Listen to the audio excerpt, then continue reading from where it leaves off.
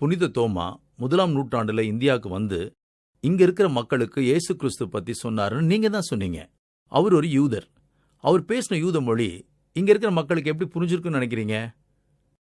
இத்தாலியிலிருந்து இங்க வந்த Joseph Beschi வீரமாமுனிவரா மாறி தமிழ் கத்துக்கிட்டு தேம்பாவணிங்கிற தமிழ் இலக்கியத்தை எழுதும்போது தோமா தமிழ்ல பேசியிருக்க மாட்டாரா? நான் உங்ககிட்ட ஒரு கேள்வி கேட்கிறேன். தோமா எப்படி இறந்தாரு? அவர் கொலை செய்யப்பட்டாரு. எதுக்கு அவரை கொலை செஞ்சாங்க? இயேசு கிறிஸ்து பத்தி சொன்னதுனால. இயேசு கிறிஸ்துவ பத்தி தான் சொன்னார்னு புரியாம அவரை கொலை செஞ்சிருக்க முடியுமா? இதான் உங்க கேள்விக்கு பதில்.